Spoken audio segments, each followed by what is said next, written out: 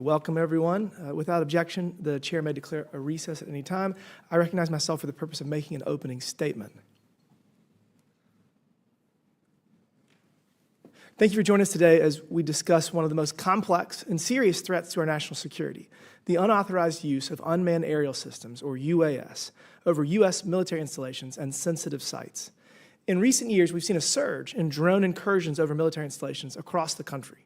In 2024, the Department of Defense stated that there are more than 1 million drones registered in the United States and estimated that there are more than 8,500 drones flown legally across the country every day.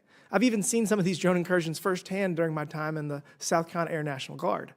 However, these incursions are not from hobbyists being blown off course.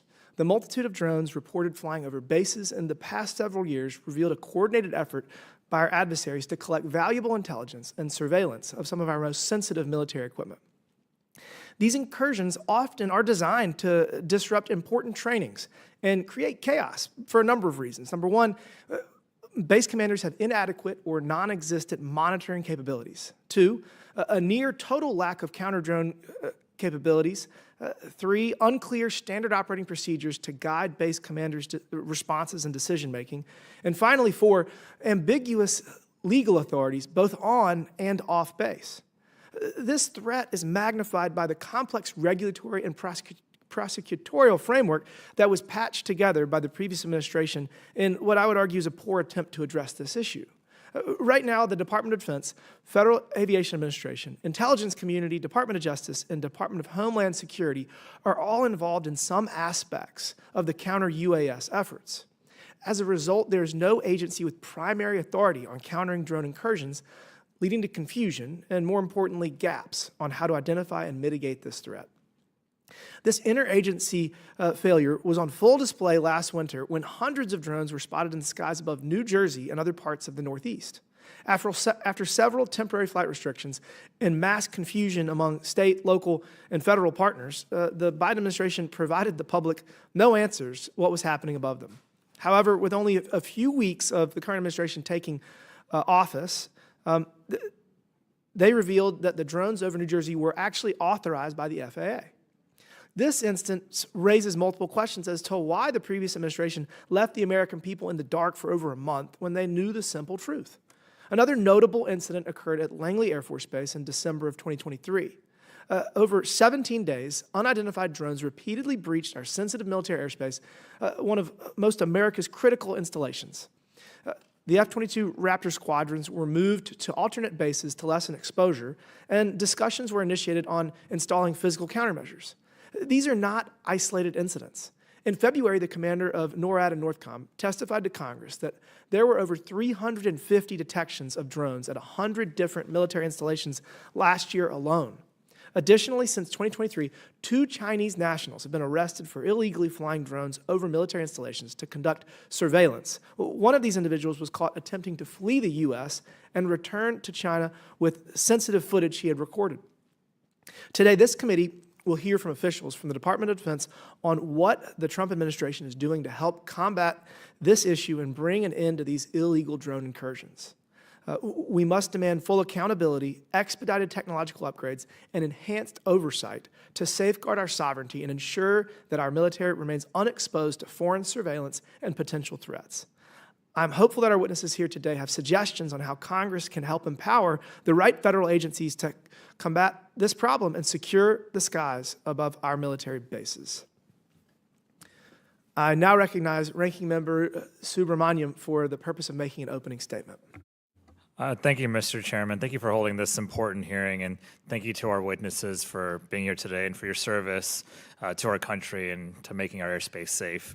It's clear that UAS is an issue right now. It's the future of warfare, from the war in Ukraine to our own military bases in the continental United States. We are seeing real time that UAS are redefining how battles are fought and how intelligence is gathered. And I believe it's been 350 drones that have been reported in the last year over 100 different military installations.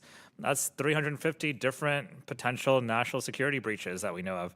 These include highly sensitive sites such as nuclear facilities and major military bases, and that's a huge threat to our national security and the lives of our service members. And unfortunately, our lack of coordinated, effective response needs to be addressed immediately. And I know everyone here today wants to work on it and is planning on working on it. And so we're familiar with this issue in my home state and the Commonwealth of Virginia.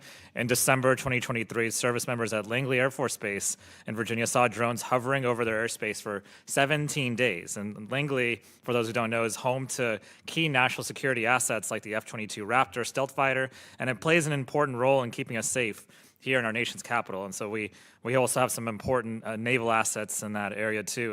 And these drones demonstrated complicated aerial maneuvers and didn't just broadcast on known frequencies, suggesting that they weren't just a local hobbyist making an innocent mistake. As far as we can tell in Congress, there was and still is not a cohesive or coordinated plan for how we're going to deal with this. But maybe we can learn more today about what's happening now and what we can do moving forward. Our job on this committee is to find answers to questions, and I have a lot. Who is piloting these drones, for instance? Are these criminal actors? Are these foreign adversaries? Are they simply local hobbyists with advanced capabilities? I'm not sure about that, but maybe that's the case. And what are they doing? Are they gathering intelligence? Are they probing for weaknesses? Are they planning an attack? And finally, what is our plan for dealing with them safely and effectively? Because these UAS are a clear and present danger to our national security, and we need to have a plan to counter them. There are several areas I'd like to focus on today. The first is counter-drone authorities. Right now, the U.S. law allows the Department of Energy, Justice, Defense, and Homeland Security to detect and respond to drone activities in certain situations, such as nuclear facilities, for instance, missile defense assets, or other covered facilities. But only around half of all military installations actually fall under this definition of covered facility, which is why I think this may be something we should look at for change. The second is counter-drone technologies. It's not just as simple as shooting them down, as we know. There are homes and businesses and parks near bases like Langley, and people live there, children play there. Shooting down drones could endanger people in these communities, especially if we don't know what payloads the drones may carry. And a missed shot could also pose a threat to commercial air traffic as well. And so, we need to find a way to safely counter some of these incursions. And we have other technologies at our disposal, like jamming and disrupting and even taking over unknown or hostile drones. But there's a lot of work to do to develop these capabilities, and some of that work actually takes place in my district in Northern Virginia. And with that said, I don't know of a silver bullet, and so it's going to take a coordinated effort, I think, at the state, local, and federal level. And so we're all going to have to work together because everyone's got different jurisdictions. And I'd like to, on that front, see if we can work together and maybe have some sort of task force in place so that information is easily gathered and where everyone's up to date on the latest technology as well as the best practices. And so this is a very timely hearing on an important issue, and I want to work with my colleagues on both sides of the aisle to come up with a plan to protect our military bases and protect the American people. So I yield back.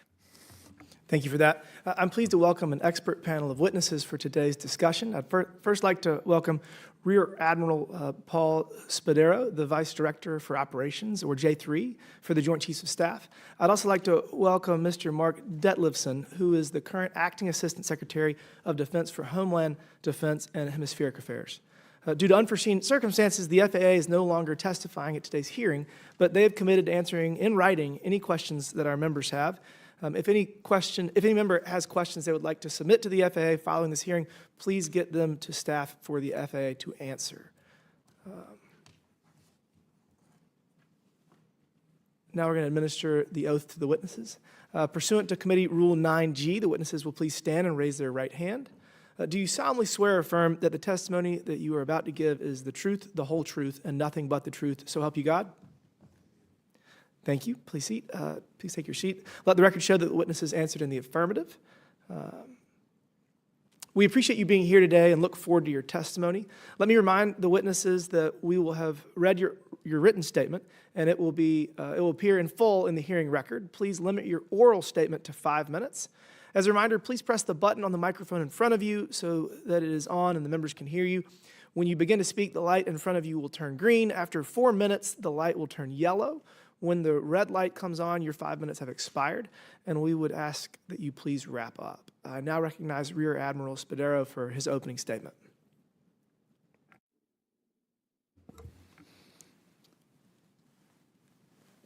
Good afternoon, Chairman Timmons, Ranking Member Subramaniam, committee members, ladies and gentlemen. Thank you for the opportunity to be here today, and thank you for your support and your oversight.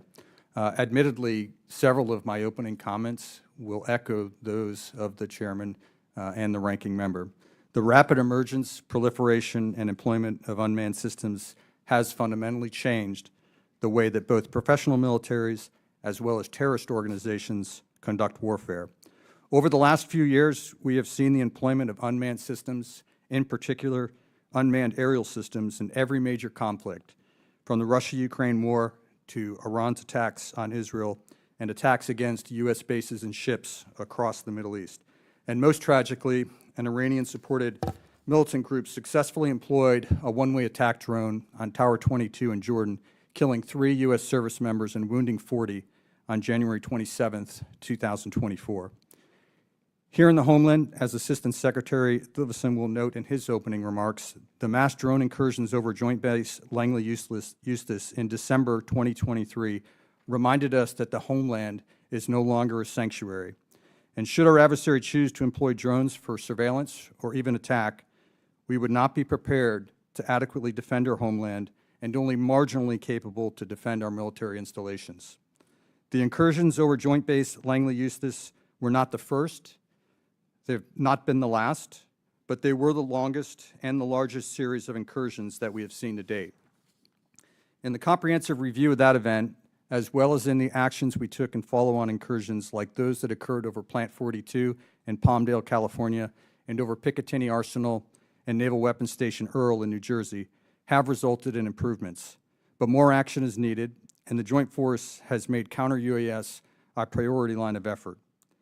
We are now better prepared to respond to incursions with the designation of Commander U.S. Northern Command and Commander U.S. Indo-Pacific Command as the operational synchronizers in their respective areas of responsibility. Last year, and within weeks of being assigned this role, General Guillot, the Commander of U.S. Northern Command, released a comprehensive commander's assessment that has served as a roadmap to building the necessary command and control and standard operating procedures to address the drone threat. Over the last year, we have also invested in education and training against this threat. NORTHCOM has been the central driving force for the work being done by several organizations in partnership with industry to deliver the domain awareness and counter-UAS systems that we require. And lastly, we are progressing well in our completion of the counter-UAS tasks assigned to us in the fiscal year 25 NDAA. We appreciate your continued support and your oversight. Thank you for the opportunity to be here today, and I will now pass to Secretary Ditlevson. Chairman Timmons, Ranking Member Subramaniam, and distinguished members of the committee, thank you for the opportunity to speak here today. The events of December 2023 at Joint Base Langley Eustis served to focus and energize DoD's counter-small UAS efforts in the homeland. During the event, DoD struggled to address the incursions in a timely and effective fashion, owing at least in part to challenges within the DoD and our ability to implement a relatively untested interagency coordination process. To some extent, those challenges from JBLE still exist. However, we have worked since then to improve and refine our processes and coordination efforts, and we have seen improvements in subsequent responses. I can assure the committee that the department is as frustrated by these events as you are. However, we can't simply focus on looking back and waste precious resources. As a department, we act, we review that action, we adjust, and we move out. Today, I'm here to tell you that we are continuing to move out. I'm confident that we are in a stronger position to defend DoD installations today than we were in December of 2023. We are fighting this threat on 3 fronts: internal process reviews, generating better domain awareness, and clarifying commander's authority and legislation. Internally, we must focus on the ability to provide response at the speed of relevance. The designation of U.S. NORTHCOM and U.S. INDOPACOM late last year as the counter-UAS operational synchronizers in their respective areas of the homeland was an essential step. We've developed more streamlined interagency coordination consistent with Section 130I. We are also conducting a comprehensive review, as requested in the FY25 NDAA Section 925, and where necessary, consolidating and updating DoD policy. This is an effort long overdue, and it provides us with direction and momentum. Lastly, working with our interagency partners, like our colleagues from the FAA, we have enabled DoD to sponsor facilities, which provide a critical mission to DoD but are not directly DoD facilities or assets.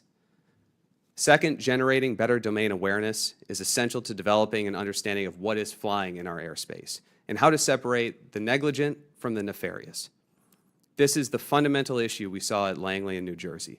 DoD is working through venues like the Joint Rapid Acquisition Cell, the JRAC, to rapidly acquire the right equipment and to give commanders better tools to understand the operating environment and the ability to effectively conduct non-kinetic and kinetic mitigations. Commander U.S. NORTHCOM phrased it this way in his posture hearing in February: "You can't defeat what you can't see." On the legislative front, we continue to engage with members of Congress to seek modest but important refinements to DoD's counter-UAS authorities under Section 130I. Our legislative proposal is intended to allow the Department to protect additional locations and missions, add greater stability for long-term planning and resource allocation within the Department, and facilitate improved understanding and cooperation among the U.S. interagency and local partners. Ultimately, I believe we need to address all these issues with end users in mind. Our installation commanders and the security personnel charged with the duties to protect our installations, our operations, and ultimately, our personnel. Lastly, the President of the United States has issued several executive orders directing the Department of Defense to take all appropriate and lawful measures to ensure the complete operational control of the border. The Department, in turn, is responding by preparing the path for employment of counter-SUAS activities along the border, both in support of DoD interests and in support of DHS as the lead federal agency. As the operational environment, legislation, and threats evolve, policy must adapt to ensure DoD's ability to continue to advance our national defense objectives remains. Mr. Chairman, Ranking Member Subramaniam, and distinguished members of the committee, in conclusion, the Homeland continues to face increased and evolving threats from UAS. To address these challenges requires a whole-of-government approach and a unified effort. We must modernize the ability to assess the threat, determine its weaknesses, and acquire and deploy countermeasures. Thank you for the support of Congress and for your continued commitment and support of the Department of Defense. I look forward to your questions. Thank you. I now recognize myself for 5 minutes.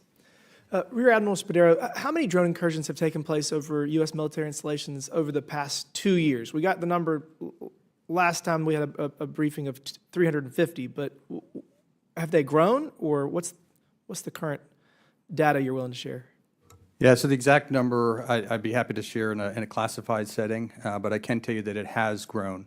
I'm actually curious, why did we get the 350 number in an unclassified setting? That was one of the questions I had. It's a great question, sir. Okay. Yeah. Fair enough. All right, well, let's do this. Can you discuss procedures that DoD has in place for a base commander when the base commander gets reports of an unauthorized drone incursion? Yeah, so currently there is a standard operating procedure that's been published by the commander of U.S. Northern Command. So each base has been provided that standard operating procedure. The expectation is they will respond in accordance with the. When was that? When was that created? It was just published here recently, within the last month. It Okay. was finalized and published. So what percent of base commanders have any technology to actually track drones as opposed to just, ooh, I saw a drone, and then you report it? Yeah, so the capabilities at each base is varied. Again, the specifics for the individual locations would be better in a classified setting, but it is not comprehensive. I can tell you that it is not sufficient, and again varies from base to base, from very little to somewhat more comprehensive. Is that something that Congress can help with authorizations and appropriations to get additional resources? Because I think that I would feel that most bases should have at the very least, the ability to track. Whether they have countermeasures is a different thing, but is that something that y'all need? You need additional money?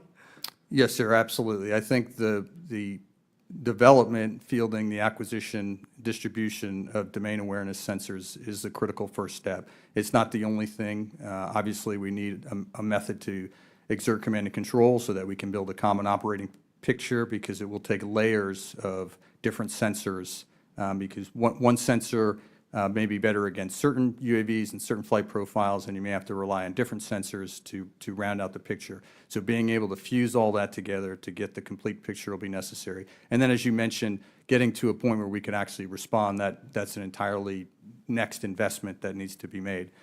So yes, we do need more sensors. We're addressing the shortfall right now with the fielding of flyaway kits.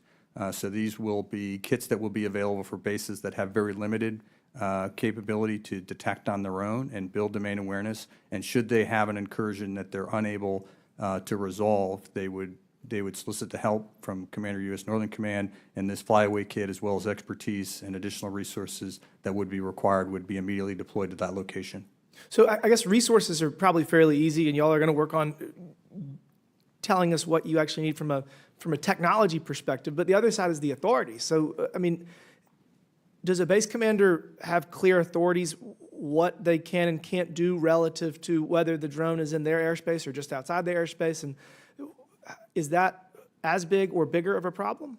So all of our installations have the authority that's afforded them under the standing rules of engagement and the standing rules for the use of force. In those rules, if they can establish that there's hostile intent or hostile act, then they not only have the authority, but they have the absolute right and responsibility to respond appropriately to protect themselves, forces, as well as DoD property. So those are standing rules that they have. Now, being able to discern hostile intent and hostile act, as referred to in the opening comments, may be very challenging. Is this negligent activity being conducted by someone just flying a drone irresponsibly, whether that is a recreational enthusiast or it is someone that's using a drone for commercial aspects? So it can be a challenge here in the homeland to determine that. So a base commander has the authority to, for example, arrest a Chinese national that's a quarter-mile off base?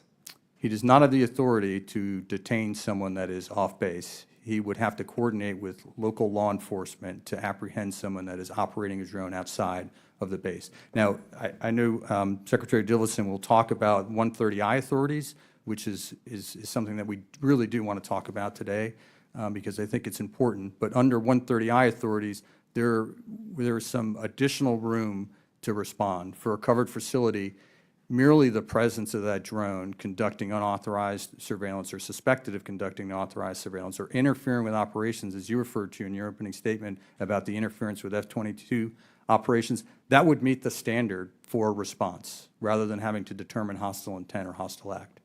Thank you for that. My time has expired. I now recognize the gentleman from Virginia, Mr. Subramanian, for 5 minutes. Thank you, Mr. Chairman. I wanted to go back to something I mentioned a couple of times, which is what is a covered facility and a not covered facility. And Real Admiral Spedero, if you're not a covered facility, what does that mean? Like, does that impair your ability to respond? And what do covered facilities have that non-covered ones don't? It's if you're not covered, you can request to be covered, but you'd have to meet the criteria to become a covered facility, and that is one of the problems with the 130I authorization, is meeting the criteria for covered. An example of this would be Luke Air Force Base, where F-35 training takes place for roughly 3/4 of those that fly F-35s, and it is not a covered facility because training facilities are not covered. So it would be problematic to actually get approval for Luke Air Force Base to be a 130I. Now, as I mentioned earlier, under 130I, if a drone is conducting unauthorized surveillance or suspected even of conducting unauthorized surveillance, then the base commander would be able to respond to that. Unauthorized surveillance may or may not meet the criteria of hostile intent, which would give you the authority to respond under the standing rules of engagement and the standing rules for the use of force. So it relieves some of the burden on that base commander to determine that there is an imminent threat. If this is interfering with our operations, if this is giving a potential adversary a look at our base and our sensitive activities, then we have the authority to respond. And mentioned before having to reach out to local jurisdictions if someone's operating UAS outside of a base. And what kind of coordination is currently being done with state and local jurisdictions? Is it sort of ad hoc, or is there like a process in place right now? And does federal law limit the extent of engagement with state and local? And how can we make that better? Yeah, thank you for that question. So each base commander, one of his imperatives is to build relationships with the local community. That would include law enforcement agencies. It is covered extensively in all of the base commander courses. So they're part of their training and their education program before they assume command is building how to build those relationships, the importance, what the limitations of those are. So each individual base commander is responsible. There are additional lessons learned and protocols and best practices about how to engage law enforcement on this particular threat. But those occur at our bases and did occur at Joint Base Langley Eustis. They had a very tight relationship with local law enforcement, with sheriffs, police departments, as well as other federal agencies, law enforcement agencies that have capability in that area. And they did respond in concert together to try to apprehend individuals that were responsible for that drone activity over the base. So that it does occur, and it is very important. And as far as technology and mitigation, what I don't know, maybe this is the right forum for this, but broadly, do you think there's technology gaps currently? And do you think that there's progress being made towards kind of filling those gaps? And what can we do, both in Congress as well as the private industry, to help kind of fill the gaps when it comes to technology for trying to address both kinetic and non-kinetic solutions? Yeah, in general, the technology to field systems has far outpaced the technology to defeat those systems. It's a much wider, broader, deeper market for drone application for commercial and recreational purposes. So hence that technology has evolved very quickly from radio-controlled drones to now fully autonomous drones that may or may not even rely on reception of a GPS signal, which would make it very challenging to intercept. So on the counter-drone activity, you have to come back to agencies that would be interested in that, like Department of Defense, Department of Homeland Security, FBI, law enforcement agencies. So we have to partner and we have to create that demand within industry to get technology back on pace to counter this ever-increasing emergence of drone technology. Do you feel like we have the personnel right now and the expertise in the country to be able to do this? I think we've seen a good response. I'll defer to Secretary Ditlevson. He can talk about DIU and other organizations that have really made a solid partnership with industry to advance this technology. Thank you, Admiral. Yes, there are several different organizations within the DoD that are looking at this issue and moving out rapidly to acquire new capabilities, such as the JRAC, the Joint Counter-UAS Office, and DIU. All of those, this is a focus area and one of their primary lines of effort. Thank you. I yield back. Thank you. I now recognize the gentleman from Virginia, Mr. McGuire, for 5 minutes. Thank you, Mr. Chairman, and thank you to our witnesses. Admiral, thanks for your service. I want a yes or no from both of you. Are you aware of the August 2020 advisory? It's an advisory on the application of federal laws to the application and use of technologies to detect and mitigate unmanned aircraft systems. Are you two aware of that? Yeah, no, sir, I'm not specifically aware of that. No, If sir. and when appropriate, I have a copy, and I'd like to admit that into the record. Without objection, so ordered. So I believe that's the source of a lot of the problems that we have. In the military, we have something called paralysis by analysis. Obviously, the commanders at Langley and other bases have seen drones, and they failed to act because, and I believe the source of those problems is this August 2020 advisory. And I think I have a solution for it. I was recently at the southern border where I met with Tom Homan. I met with Border Control, ICE agents, mayors, sheriffs, business owners, 10th Mountain Division folks that are protecting our border from San Diego all the way to Texas. And I asked them, are you seeing drones come across the southern border and surveying our troops? And the answer was yes. And I said, is 130I working for you right now? And I know what they said, but Admiral, what do you think? Is 130I right now working for us? So they don't have 130I. That's the first piece, Okay. and we're working to resolve that. So, for instance, in the national defense areas that have just been established as an annex, does not have 130I. I'm going to get to a point. Yeah. And how about, do you have an opinion on 130I right now as of today? Yes, Congressman, if we can get 130I implemented in these areas where a Joint Task Force Southwest Border is operating, it should enable the commanders on the ground to have those expanded authorities that allow them to interdict and mitigate these UAS threats. And I know you said you're working with Congress on legislation, so I'd like to talk to you about an idea on a piece of legislation. It may be something that involves judiciary and FAA, but let me run this across you. So we currently have troops on the border facing the cartels and our critical infrastructure. Now, of course, we've got Langley Air Force Base and other critical infrastructure as well. And of course, we've got bad actors that have bought land next to our military bases. And they're surveilling us on a daily basis. And it's only a matter of time until we have our next 9/11, 9/11 terrorist attack. The problem is bureaucracy prevents action, but this time we know about it and we can fix it. And right now with 130I, the way it's proposed, you have to be observed or attacked and then ask for permission, and that takes delays. I've got an idea that might speed that up. 18 USC, US Code 32, is treating remote control airplanes, which I call a drone. So 18 USC 32 is treating remote control airplanes or drones as if they're passenger airplanes. And they're not.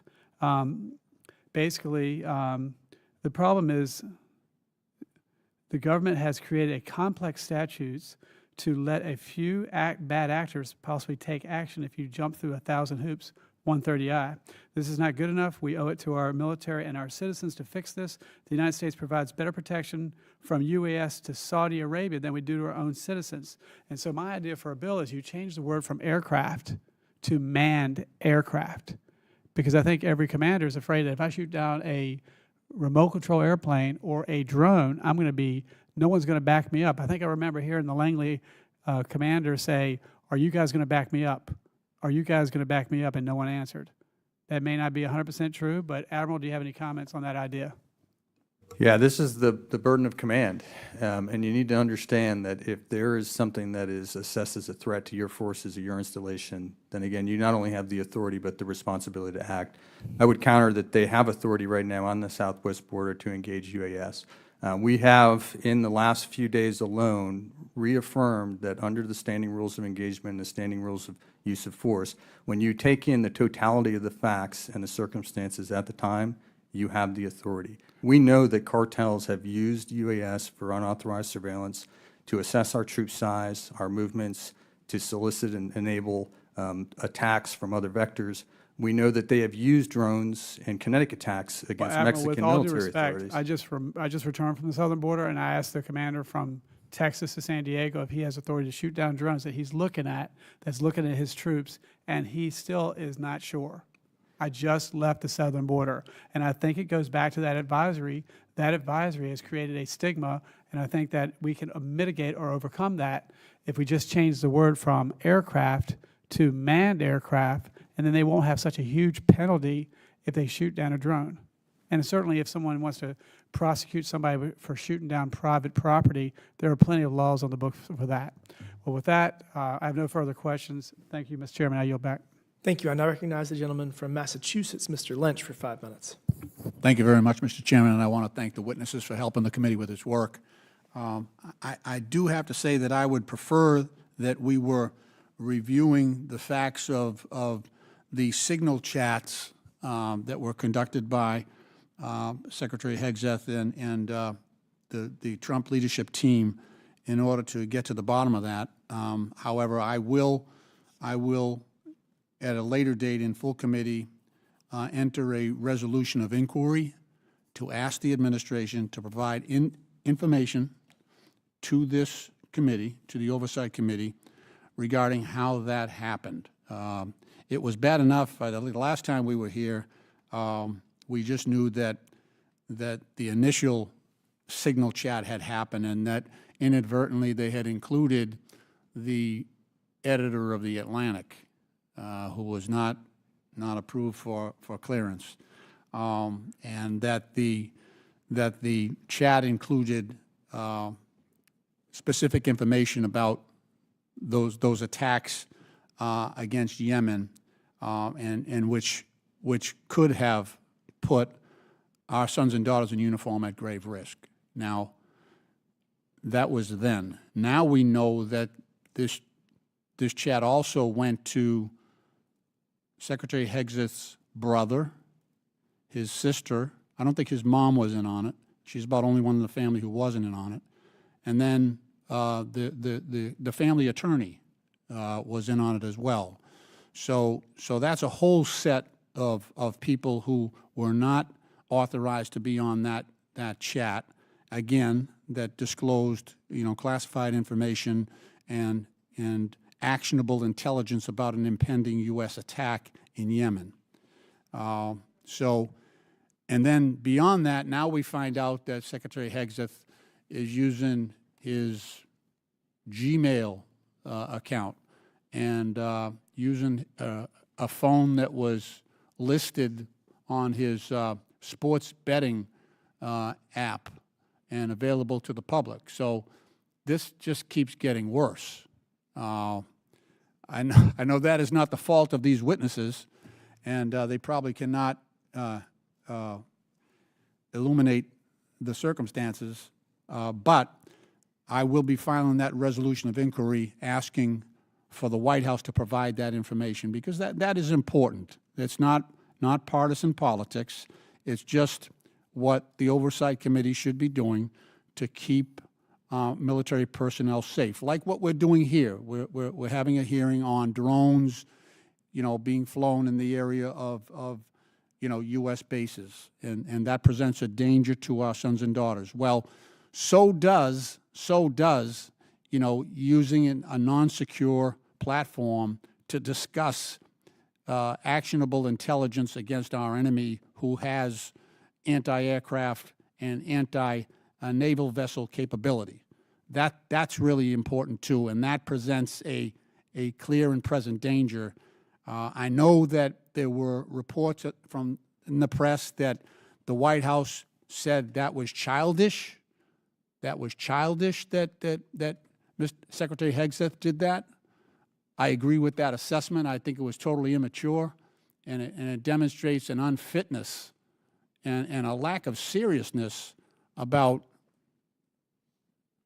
protecting our sons and daughters in uniform. We all nominate young men and women from our district to the Military Academy at West Point and to the Naval Academy. And dear God, you can't put a family in that position, put one of our best and brightest in that position, and then leak information to our enemies while they're going into battle. Okay, so this committee, myself included, investigated an attack, 2020 attack by al-Shabaab at Manda Bay in Kenya. That was a drone attack. Several recent base attacks overseas, in fact, have involved the use of drones. So, Admiral, how has our profile, countermeasures against drones, how has that changed since those initial attacks back in 2020 that resulted in U.S. casualties? Yeah, so since that time, we've fielded a number of new systems across a variety of the spectrum, electromagnetic as well as electro-optical and infrared sensors to build our domain awareness. We've also fielded a number of kinetic systems that shoot interceptors or use some sort of munition, and they're deployed at our most vulnerable and most likely to be attacked facilities overseas. That is where the bulk of our counter-UAS capability is actually located, is overseas, and hence the problem here in the homeland is we have very limited and sparse and distributed capability across the multitude of installations we have. Thank you, Admiral. Thank you for your courtesy, Mr. Chairman. I yield back. Thank you. I now recognize the gentleman from Arizona, Mr. Biggs, for 5 minutes. Thank you, Mr. Chairman. I just want to briefly comment about the previous questioner. Once again, going with the woke media story and not bothering to mention the success of the strikes which restored freedom of navigation, protected shipping lanes, kept Americans safe. Nor did he bother to mention that the encrypted service that was being used was one recommended by the previous administration, by DHS guidance. But my questions with regard to this topic is for both of you, and you can just this is the context. So do we have the technology to discover that there is UAVs in the neighborhood of our bases? Yes, Congressman, we do. Okay. And can we track, if a UAV is there, can we track it? We have the technology to track it? Yes, Congressman. Okay. And then you could interdict it if you chose to at every base? We have different options for interdiction, Congressman, across a spectrum Right, for the but- commander to use their best judgment. But you could interdict if you chose, if you so chose, and you have authorities under 130I, perhaps, depending on the command chain there, right? I mean, you could make that point, right? Depending upon the installation, whether it's a covered installation, Congressman, you would have the 130I additional authorities. But as the Admiral has said, there's always the ability to respond if there's hostile intent for that base commander. But you have to determine hostile intent, and that's the problem, right? Admiral Spedero, could you explain how unauthorized drone activity, even when it's caused by recreational or commercial users, diverts critical security resources away from responding to legitimate national security threats, please? Yes, Congressman, thank you for your question. If we go back to New Jersey and you know, that activity, once the FAA put the temporary flight restrictions in place, and there was, you know, very broad and comprehensive coverage of that by the media. Many of you spoke about it. Many of the members of Congress talked about the anxiety that was building in the community due to the high level of sightings. Once that word got out, that public messaging about responsible drone use, once the word got out about the flight restrictions, we saw a rapid decline in the number of sightings. The drone activity essentially went away. And we don't want it to get to the point we have to do that every time. If we can message to the public that responsible commercial and recreational application of your drone is an imperative to prevent diverting our attention and our resources, both from investment, training, and response, we're going to be better at defending the homeland. But if we have to continually be aware of negligent drones flying into our base, it is going to divert attention. That's not to say that we don't need to address this threat, because as was brought up by this committee, and we agree with, our adversary has demonstrated that they will use this type of activity for unauthorized surveillance, for espionage. Yeah, and let's add to that for a second, and that is the coupling of AI, which is moving rapidly forward and providing autonomous navigation, obstacle avoidance, deep learning, computer vision, easier to become weaponized, real-time image recognition, target identification. So I would like briefly, if you could, either one of you want to talk about the threat of AI going to, coupled with drone technology, to become an increasing, actually exponentially increased threat to our national security. Congressman, it's a great question. Thank you for that. On the policy side, we need to make sure that our regulations internally at the DoD are streamlined to the extent that we stay at pace with the threat that we face outside the fence line of our installations. We need to make sure that we are giving the commanders on the ground clarity on what they have for authority and providing them the capabilities to counter those threats. Now, I think the Admiral can speak better as far as what is actually being developed at this time and how far ahead we are in counter UAS technologies.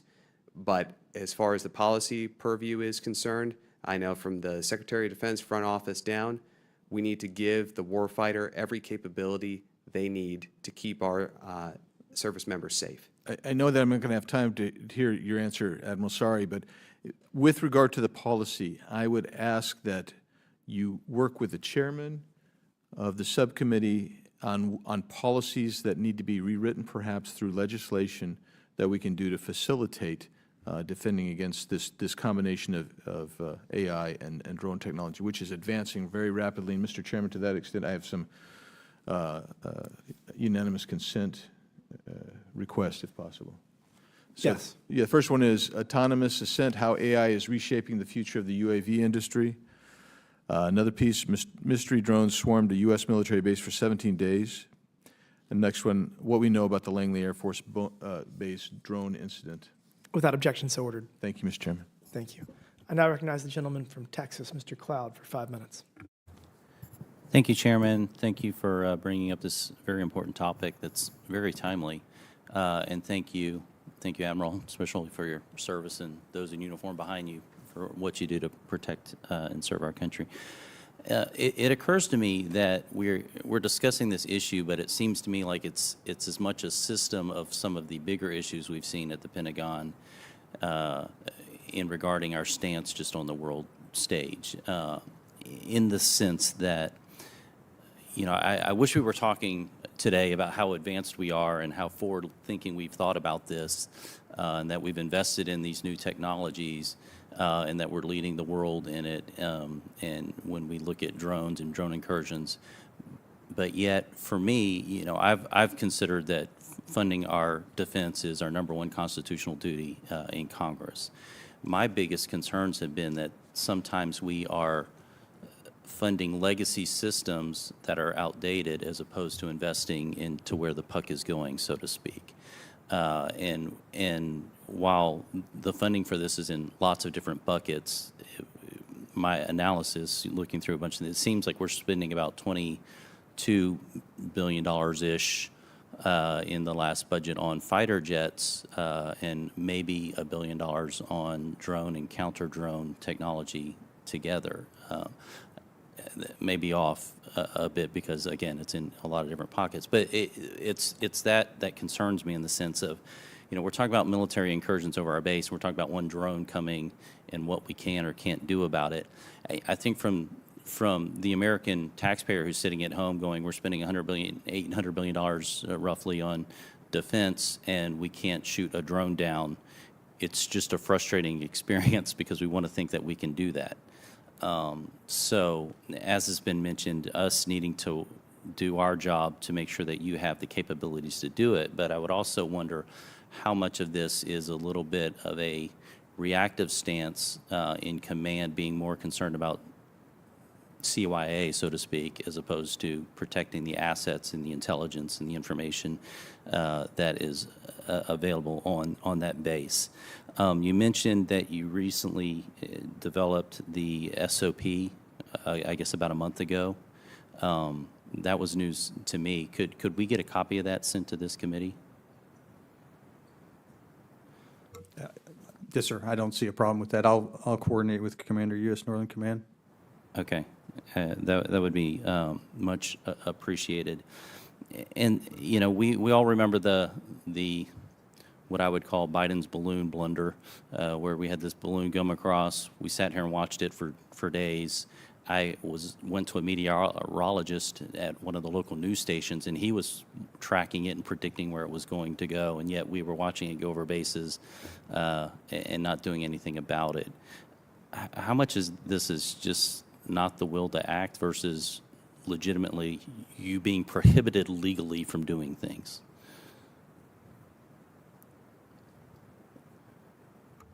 There's a difference between not having a clear authority and being prohibited from doing something, I guess, is what I'm trying to drill Yes, down. Congressman, that's a great question. For us on the policy side, we seek to clarify the authorities for base commanders so that they understand exactly what they are able to do. And as you pointed out, sometimes there may be a little bit confusion because of how the language is given out or guidance is pushed down to the lower levels. During our review of counter-UAS policies, as prescribed in Section 925 of the FY25 NDA, we've gone back and we've reviewed all of our counter-UAS documentation. For example, Section 130I It was at about 130 pages. We've cut that down to 20 pages now. So we're looking to streamline our processes as much as possible so commanders understand what they have for authorities. That's certainly very helpful. And I guess, if I could convey kind of the angst to the American people, we're looking at this and thinking, okay, there's drone incursion into the United States. There's bad actors within our borders now who have the ability to even attack infrastructure. I mean, we're talking military bases, but it could be electric power lines, it could be pipelines, it could be anything at this point. And we seem very, like we're approaching this from a very bureaucratic standpoint as opposed to something that literally could be a problem next week. And I'm wondering what we can do and what we can help you do in the sense of urgency that could be needed. We have bad actors even at state level within our borders because, we had open borders for the last 4 years. So the terrorist activity that's now in our country, bad actors from other state that don't have the best interest of our country in mind are here with this kind of capability. And what can we do to speed up this process so that it's handled with the urgency as opposed to kind of like this curious bureaucratic question that needs to be resolved? That's a question. What can we do to speed it up, both from DOD and from Congress's standpoint to support what you need? Thank you for the question, Congressman.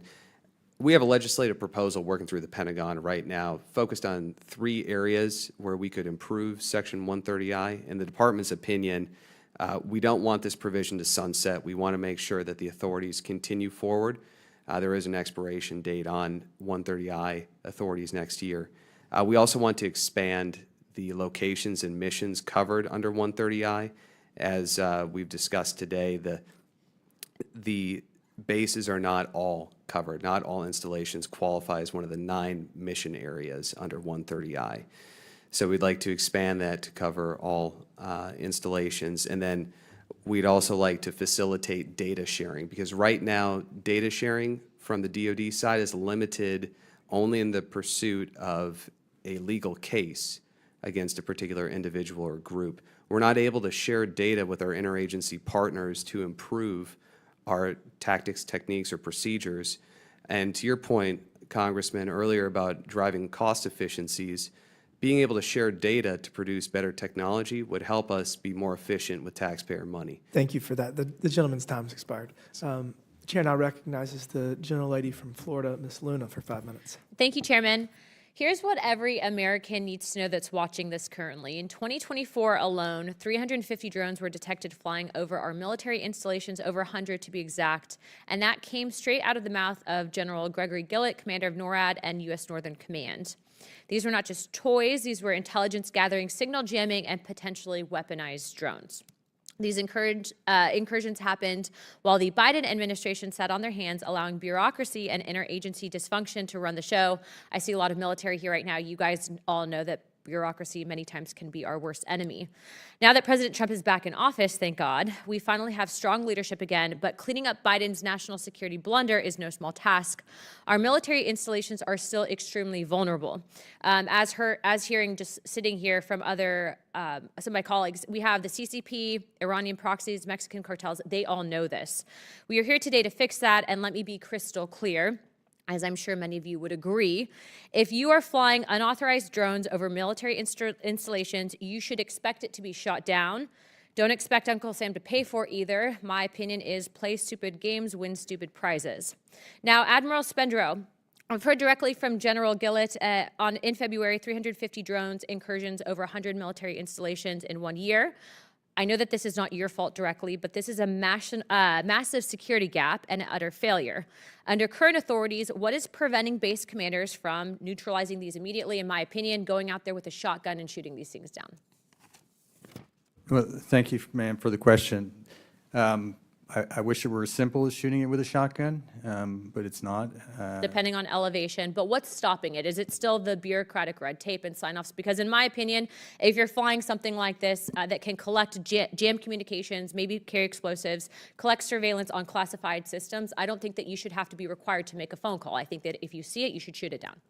Yes, under 130I, unauthorized surveillance would meet the standard for engagement. If it were interfering with your operations, it would meet the standard for engagement. If you're not a 130I, then again, back to the rules of engagement and establishing hostile intent or hostile act. But you may get there. So just the presence of that drone over your base may meet hostile intent or hostile act. There is not a set of circumstances, I can tell you, in every case, and go down a checklist, okay, you met it, go ahead and shoot.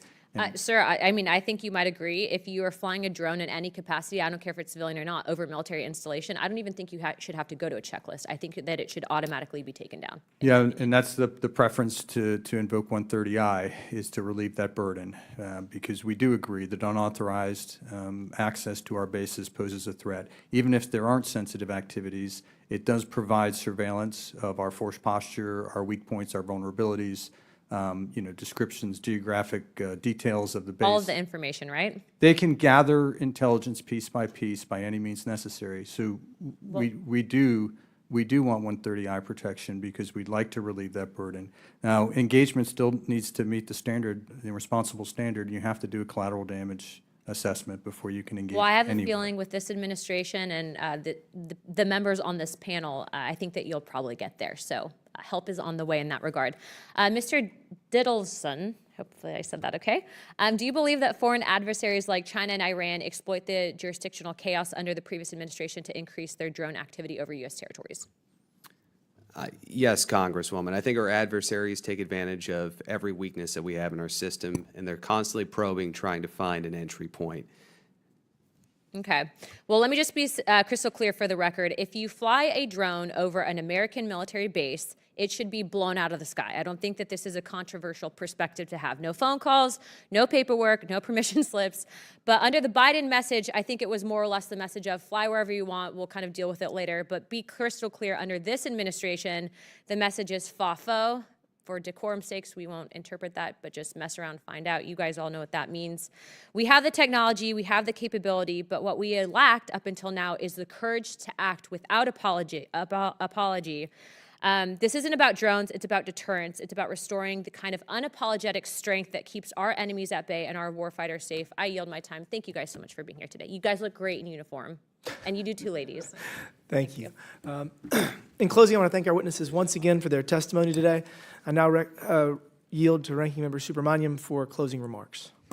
Thank you, Mr. Chair. I think, let's keep it brief, that I think we have some good ideas that we can maybe turn into legislation, and we can hopefully make sure that we empower bases to both have the right technologies to address this, as well as to make sure more military installations are covered under statute potentially, make sure there's better coordination with state and local and federal, and make sure that overall we have a workforce and the capacity to be able to address these challenges. So I'm glad we are all on the same page on that front, and I look forward to working on this together. Thank you. I yield back. Thank you. I now recognize myself for closing remarks. It seems that we're a bit paralyzed here in Congress to deal with emerging technology. I've been working on cybersecurity legislation for the last 6+ years, and it has to go through the bill that we need. A comprehensive bill would have to go through at least 10, maybe more committees of jurisdiction to get it right in the House, and probably another 5+ in the Senate.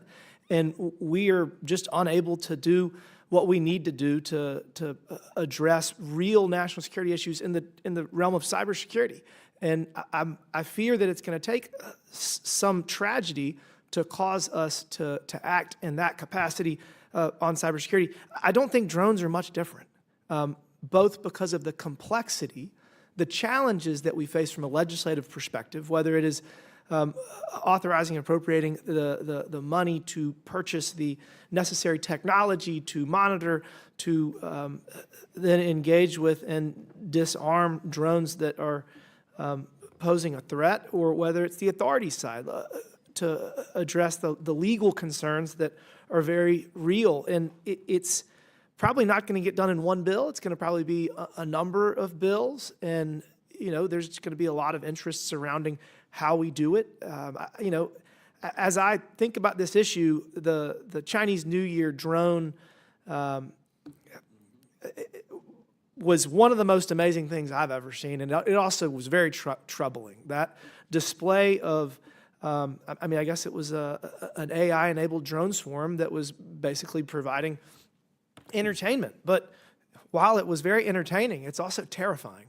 And I think that the capabilities of our adversaries and seeing how war has evolved in Ukraine and how the Russians and the Ukraine military are largely relying on drones. I mean, there's a huge portion of that conflict is being used as technology as opposed to traditional warfare. So we've got to get moving on this. We have to enhance our capacity. We have to, Congress has to act, but a lot of this is the private sector getting up to speed. A lot of this is our Defense Department telling us exactly what they need. And we don't have time to waste.